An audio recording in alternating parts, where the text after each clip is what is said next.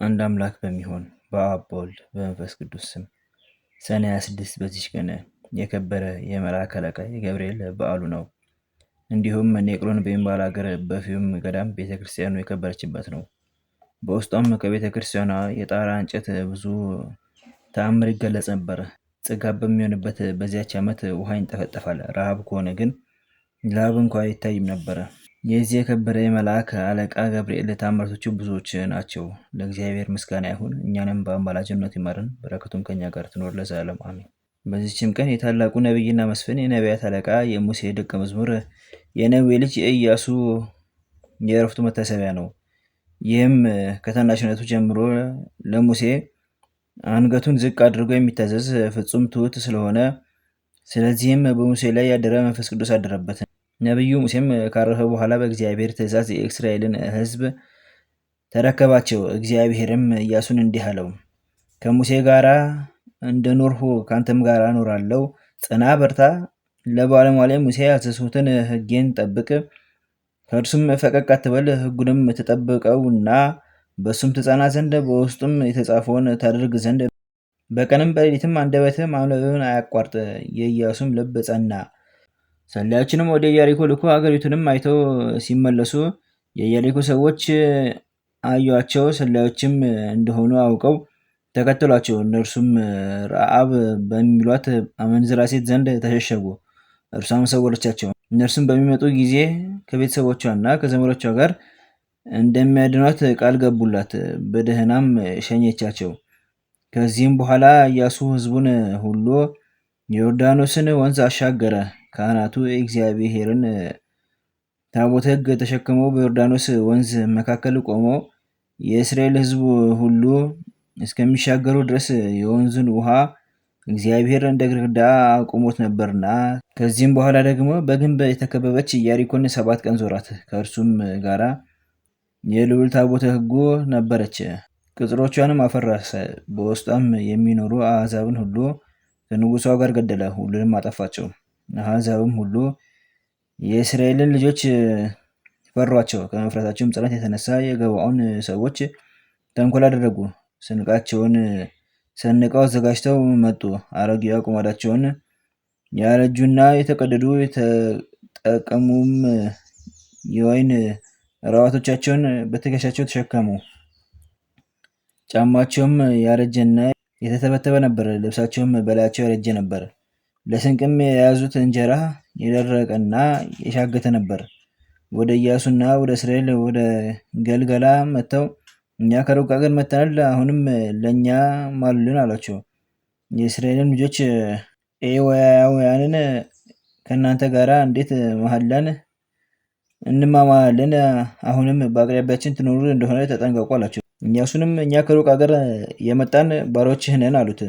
እርሱም ከወዴት ናችሁ? ከወዴትስ ሀገር መጣችሁ አላቸው።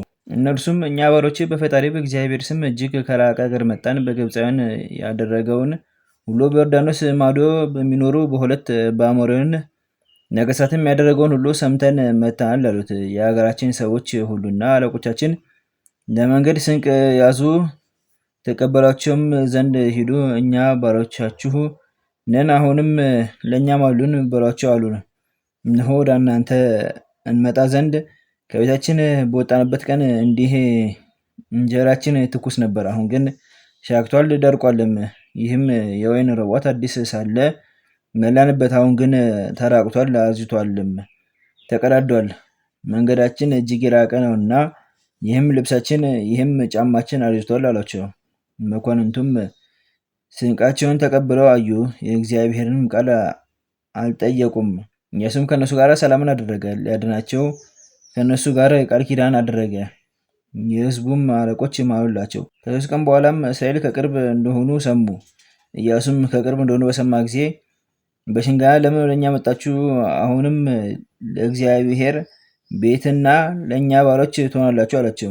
የአሞራውያን ነገሥታትም የገባዖን ሰዎች ሄደው ለእስራኤል እና ለኢያሱ እንደተገዙ በሰሙ ጊዜ እነዚህን 5ቱ የኢየሩሳሌም ንጉሥ፣ የኬብሮን ንጉሥ፣ የኢያሪሙት ንጉሥ፣ የለኪሶ ንጉሥ፣ የአዶላም ንጉሥ ተሰብስበው ዘመቱ። መጥተውም ገባዖንን ከበቧት፣ ሊዋጉም ጀመሩ።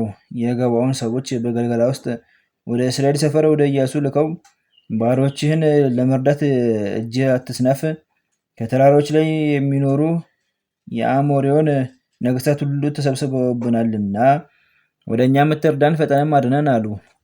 ኢያሱም ከገልገላ ወጣ። ሰልፈኞችም የሆኑ ሕዝብ ሁሉ ከእሱ ጋር ነበሩ።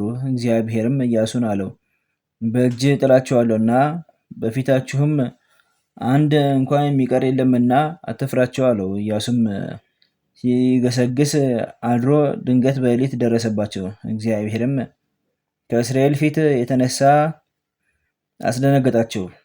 ኢያሱም ብርቱ ጥፋትን አጠፋቸው። ከእነርሱም ወደ ቢቶሮን ቁልቁለት በሸሹትም እግዚአብሔር የበረድ ድንጋይ ከሰማይ ወርዶ ጨረሳቸው። የእስራኤል ልጆች በጦራቸው ከገደሏቸው በድንጋይ በረዶ የሞቱ በዙ። ያን ጊዜም እግዚአብሔር አሞሬዎንን በእስራኤል ልጆች እጅ አሳልፎ በሰጣቸው ጊዜ ኢያሱ ፀሐይ በገባዖን ጨረቃም በኤሎም ቁላት ቁም ብሎ ከእግዚአብሔር ጋር ተነጋገረ። ፀሐይና ጨረቃም ቆሙ፣ ጠላቶችንም ሁሉንም አጠፋቸው፣ ከእነርሱም የቀረ የለም። ከዚህም በኋላ ለእስራኤል ልጆች ሁሉ ርስትን አካፈላቸው። ያለ እውቀት በስህተት ሰው የገደለ በውስጡ ይማጠን ዘንድ 7 መማፀኛ ከተሞችን እግዚአብሔር እንዳዘዘው ሰራ። እድሜውም 120 በሆነው ጊዜ የእስራኤል ልጆች ሰበሰባቸው። የኦሪትን ሕግ እንዲጠብቁ አምልኮተ እግዚአብሔርን እንዲያጸኑ ትእዛዞችንም እንዳይተላለፉ አዘዛቸው። እንዲህም አላቸው፣ እርሱ ፈጣሪያችን ቀናተኛ ነውና ጣዖት ብታመልኩ ያጠፋችኋል፣ ሕጉን ብትጠብቁ ግን የበረከት ልጆች ትሆናላችሁ። ከዚህም በኋላ በሰላም አረፈ። ያዕቆብም ከኤሞር ልጆች በ100 በጎች በገዛው ናብሎስ በሚባል ቦታም ተቀበረ። 30 ቀኖችም ያህል ታላቅ ለቅሶ አለቀሱለት። እግዚአብሔር ምስጋና ይሁን፣ እኛንም በጸሎቱ ይማረን፣ በረከቱ ከኛ ጋር ትኖር ለዘላለሙ አሜን። አንድ አምላክ በሆነ በአብ በወልድ በመንፈስ ቅዱስ ስም ሰኔ 27 በዚህ ቀን ከተመረጡ አርድእት ውስጥ ሐዋርያው ሐናንያ አረፈ። ዘአቅረብኩ ማሕሌተ ዘኪርየ አእላፈ እምለተ ጸምዱከ ዘልፈ ለላነብብቶ ከብዜት የምጻፈ እንተረሰከ እግዚኦ ጸሪቀኑ ትኩፈ እምላቡ ላንሰ ተርፈ ነቢያት ቅዱሳን ሐዋርያት ሰባክያን ሰማዕታት ወጻድቃን ደናግል አዲ ወመነኮሳት ሄራን ባርኮ ጉባኤ ዘቲ መካን እስከ ረጌ ሊቆኑ ህጻን ለጻፉ ክርስቶስ ወለዛ ጻፉን ዘደስ ወለዛ ሞስ ትርጎን ሰደስ ወለሰማ ቃሎ መዝነፈስ በጸሎተሙ ማርያም ማረግ የተኩሉ እምባስ ወሬ ማረነ ኢየሱስ ክርስቶስ በቅዱሳኑ ተጠብቀን በረከታቸውም ከኛ ጋር ትኑር። ኦ አምላክነ በከመ ትከ ወአኮ በከመ አምሳነ አቡነ ዘበሰማያት